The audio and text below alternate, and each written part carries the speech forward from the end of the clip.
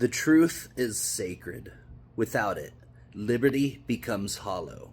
Democracy crumbles, and we are left wandering in a fog of manipulation. Yet today, the very pursuit of truth is under attack. Not from fact checkers, not from journalists, but from those who fear accountability.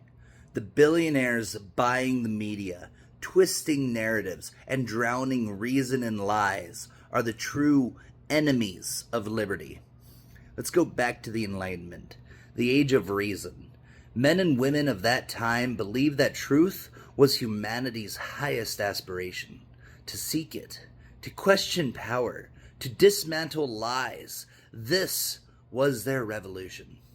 And through reason, they created the foundation of what we now call democracy. But reason is only as strong as the truth it relies upon. Lies corrode reason like rust corrodes steel.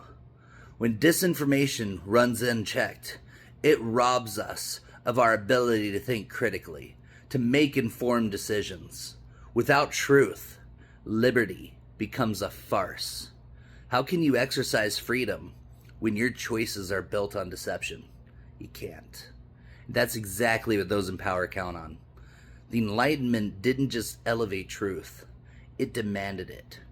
Our society is built on a social contract, an agreement between the people and their government, bound by shared principles of trust, accountability, and justice. But lies, especially those fueled by unchecked corporate power, tear that contract to shreds. When billionaires buy media outlets, they don't do it to inform the public.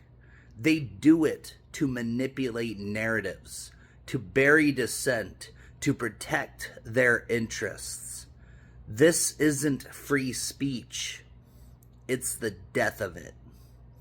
Disinformation spreads like a plague, turning neighbor against neighbor, tearing at the bonds that hold society together.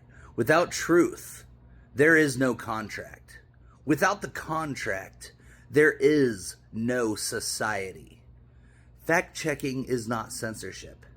It is the defense of freedom of thought. The Enlightenment taught us that the free exchange of ideas, tempered by reason and evidence, was the path to progress. But disinformation doesn't foster debate. It smothers it. Lies are chains, forged by those who fear scrutiny, meant to enslave the mind. To reject fact-checking is to reject reason itself. It's to hand over your freedom to those who would control you through fear and ignorance. Truth is liberation. Lies are tyranny. And those who fear fact-checkers fear the one thing they cannot control: accountability. Let's be clear. Fact-checking isn't about silencing voices. It's about strengthening the marketplace of ideas. The Enlightenment wasn't about free speech for the sake of noise. It was about free speech in the service of truth. Accountability is the backbone of liberty. To hold ideas and statements to scrutiny isn't oppression, it's virtue. And yet, those who are the loudest critics of fact-checking, it's not the everyday citizens, it's the billionaires, the media moguls, the puppet masters who know that their lies can only survive if they are protected from scrutiny. They are the ones who cry censorship, because they know their narratives can't withstand the light of reason. The truth is sacred. It is the foundation of reason, the heart of liberty, the soul of democracy. To defend it is not just an act of courage. It is an act of survival.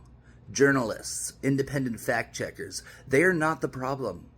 They are the guardians of reason, standing against the tide of manipulation and deceit. The problem is the billionaires who buy the media, who profit from lies, who betray the Enlightenment's promise for the sake of power. We must hold them accountable. We must fight for the truth, not just because it is right, but because without it, we are lost. Truth liberates.